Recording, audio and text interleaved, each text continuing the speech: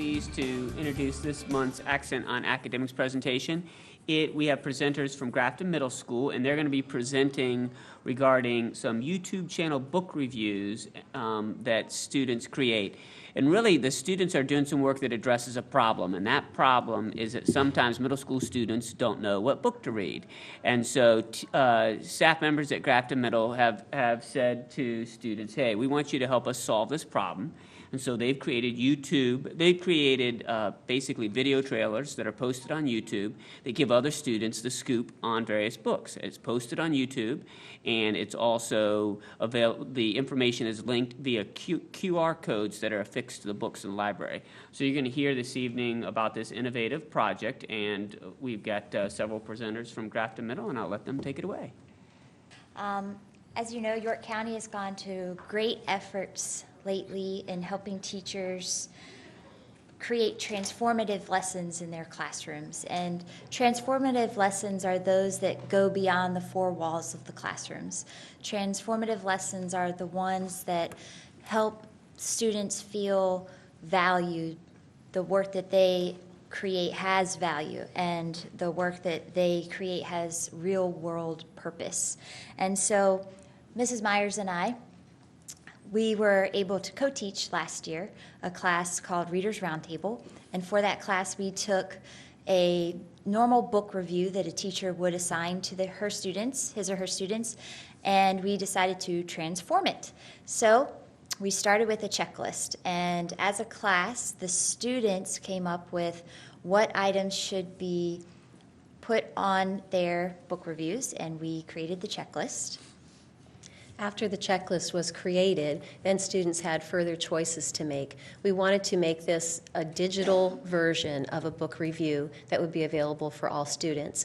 So they were allowed to use a variety of formats such as Prezi, PowerPoint, Movie Maker.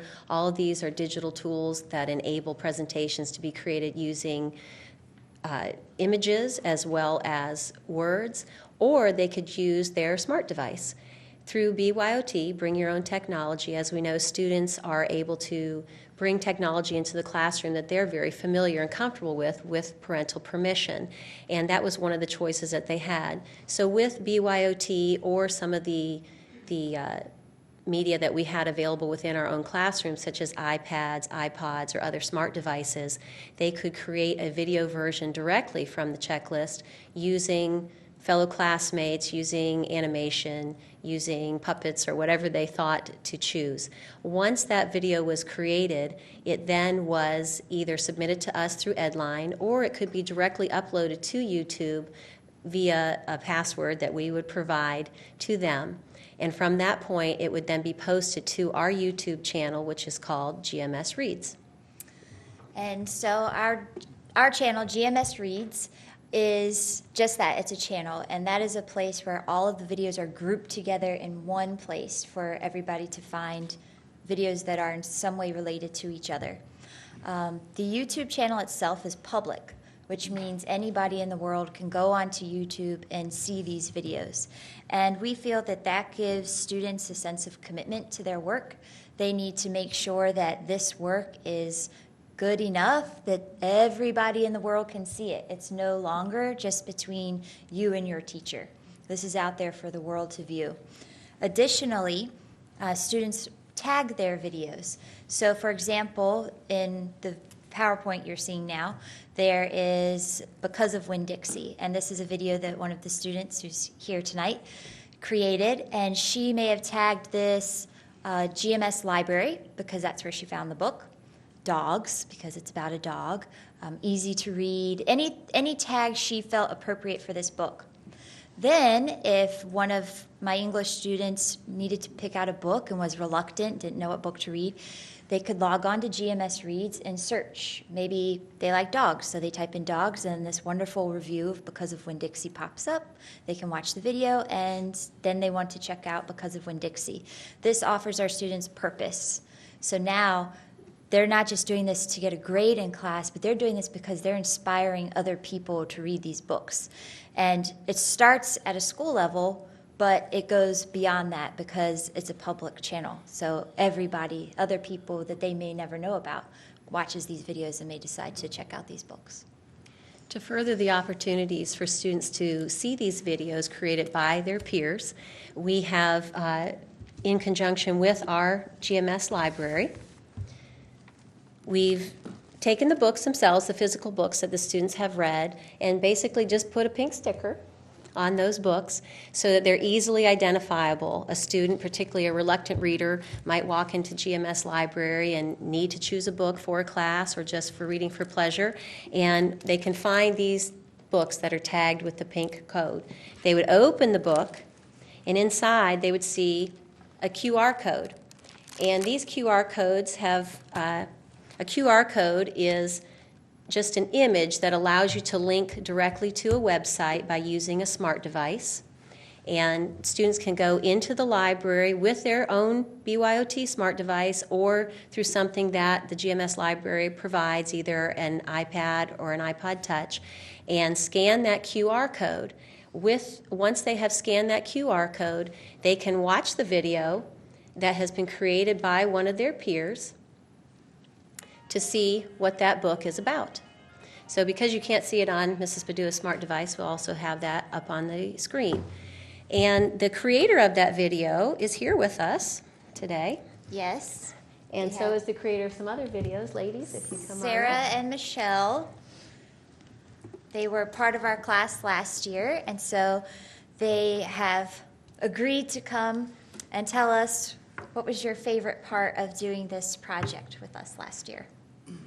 My favorite part was that you're not just making a PowerPoint, you're actually helping other people want to read and explore their knowledge.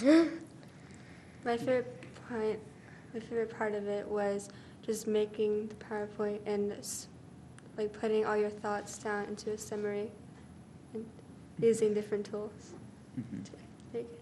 Thank you. Did you have any questions for us while we're here?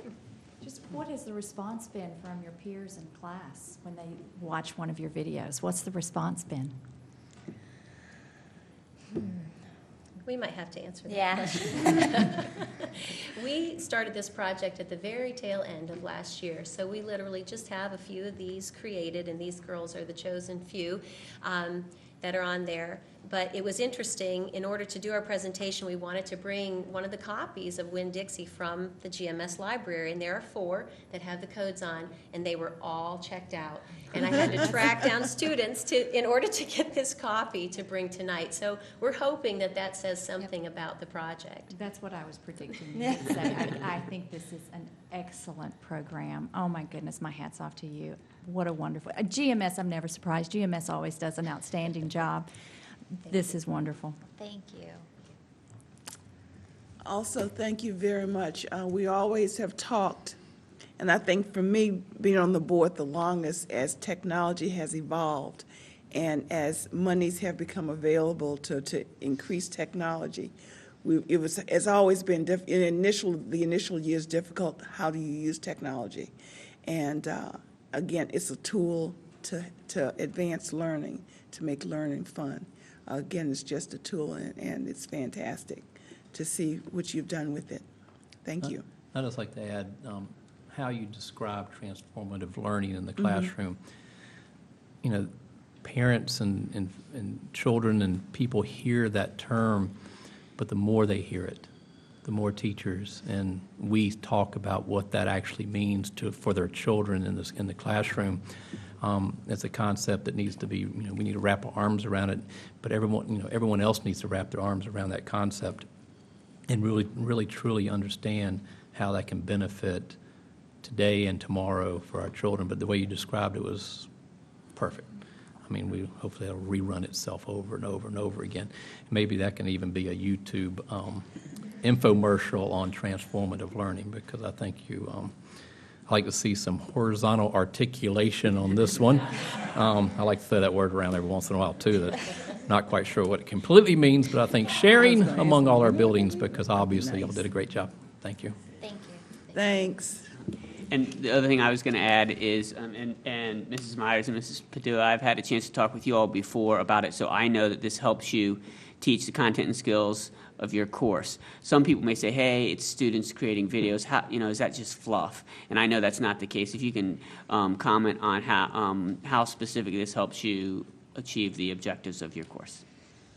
Well, this has many different levels. For example, this started out in an elective class, and this year it's spreading to the English 7 courses, and we're hoping English 6 and English 8 as well. And it can be from something minimal to just replacing reading logs. Any parents in the room?